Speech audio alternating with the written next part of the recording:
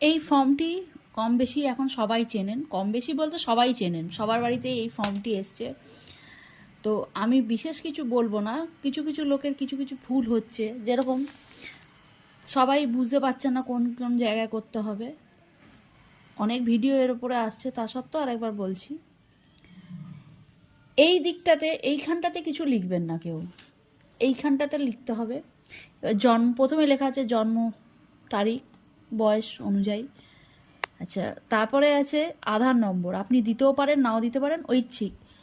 দিলে আপনার সঙ্গে আধার কার্ডের সঙ্গে লিঙ্ক হবে, না দিলে লিঙ্ক হবে না, পরে আবার হয়তো লিঙ্ক হতে পারে।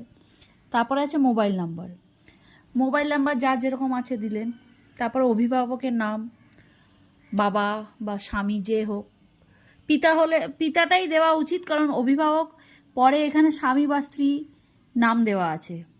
পিতাটা, তারপরে পিতার এপিক নাম্বার, মায়ের নাম, মায়ের এপিক নাম্বার, স্বামী বা স্ত্রীর নাম, তার এপিক নাম্বার।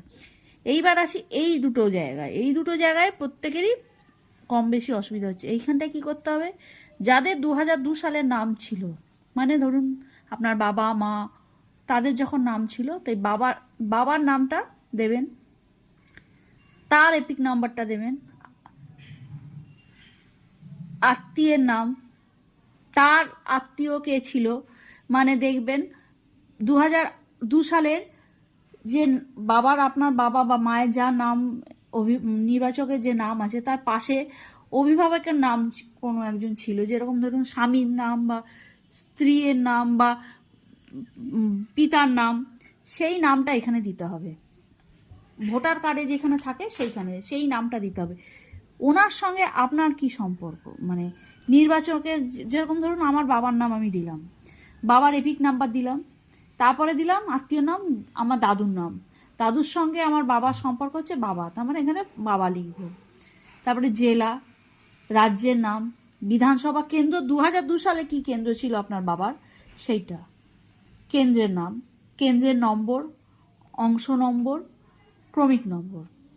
আর এইখানে ধরুন আপনার নাম তো 2002 সালে, ধরুন আমি বলছি, অনেকেরই জন্ম অনেক পরে হয়েছে, তাদের নাও থাকতে পারে, তখন তার নাম মানে আপনার নাম, ধরুন আমি আমার কথা বলছি, আমার নাম আমি এখানে লিখব, আমার নাম, আমার এপিক নম্বর, আমার বাবার নাম, তার সম্পর্কে।